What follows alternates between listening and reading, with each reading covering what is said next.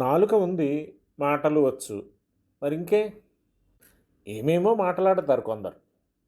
ఏవో ఉబుసుపోక మాటలైతే పర్వాలేదు. అది చేస్తాం, ఇది చేస్తాం, అదిస్తాం, ఇదిస్తాం అని సభలలో మాటలు గుప్పిస్తారు. విన్నవాళ్ళు నిజమే అనుకుంటారు. వాళ్ళు అట్లా అనుకునేలా వీరు మాటలు చెప్తారు. రోజులు గడుస్తాయి, వారు కనపడరు. కనపడినా వారు ఆడినవి నెరవేరవు. ఇదిగో ఈవేళ రాజకీయ నాయకులు, ప్రభుత్వాలు కూడా ఆ దారినే ఉన్నాయి. ఎన్నెన్ని వాగ్దానాలు వింటూ ఉంటాను. ఏవేవో ప్యాకేజీలు అంటారు, ఆచరణలో ఏమీ కనరాదు. అంతా అలాగే ఉంటారా? అంటే చేసేవాళ్ళు లేకపోలేదు. అయితే చేసేవారి తీరు వేరు, మాటలాడేవారి తీరు వేరును అంటాడు. గర్జతి శరదిన వర్షతి వర్షతి వర్షాసు నిస్వనో మేఘ నీచో వదతి న కురుతే న వదతి సుజన కరోత్యేవా. శరత్కాలంలో మేఘం గర్జిస్తుంది, వర్షించదు. వర్షాకాలంలో గర్జించకుండానే మేఘం వర్షిస్తుంది. తులువ చేస్తానంటాడు, చెయ్యడు. ఏమీ అనకుండానే చెయ్యాల్సింది చేసేస్తాడు సుజనుడు. దానసింహులు కొందరైతే వాగ్దాన సింహులు కొందరు. వారు చేసేది ఏమీ ఉండదు, ఆడంబరం తప్ప. పత్రికల్లో ఫోటోలు వేయించుకుంటారు, ప్రచారం చేయించుకుంటారు, కానీ ఇవ్వరు, ఏ పని చెయ్యరు. చేస్తారన్నట్టు నమ్మ పలుకుతారు. మనం వారి వద్దకు వెళ్ళాం, వాళ్ళే మన దగ్గరకు వస్తారు.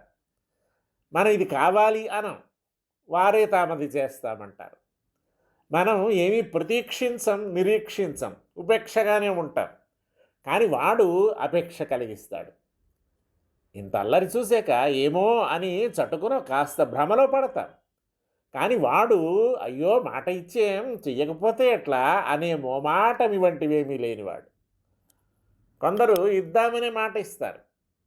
వారి మనసులో అప్పుడు ఇప్పుడు ఇవ్వాలనే ఉంటుంది, కానీ సాగలేక ఇవ్వలేకపోతారు. వారిని మనం సమర్థించడం లేదు. వారు మట్టుకు సాగేది సాగనిది చూసుకోకుండా వాగ్దానం చేయడం ఎందుకు? కొందరు మాట ఇస్తే ఎలాగైనా రాబట్టుకోవచ్చునని గడుసుదనంతో మీరు మాట ఇస్తే సొమ్ము ఎక్కడికి పోతుంది, బ్యాంకులో భద్రంగా ఉన్నట్టే అని వీరిని ఇరుకున పెట్టి వారి ఈగోను కాస్త తట్టి ఊసికొలుపుతారు. దాంతో వారు పేట్రేగిపోయి వాగ్దాన సింహులవుతారు. మరి అన్నిటికీ దానసింహులు మట్టుకు కానే కారు. వారిని రెచ్చగొట్టే వారి తప్పిది. వారి దృష్టి అంకె మీద తప్ప ధనం మీద ఉండదు. అంకె పెరుగుతూ ఉంటే పరపతి పెరుగుతుంది, వారి స్థైర్యం చెడదు, నైతికంగా పుంజుకుంటారు. అందుకు వారి పని చేస్తారు.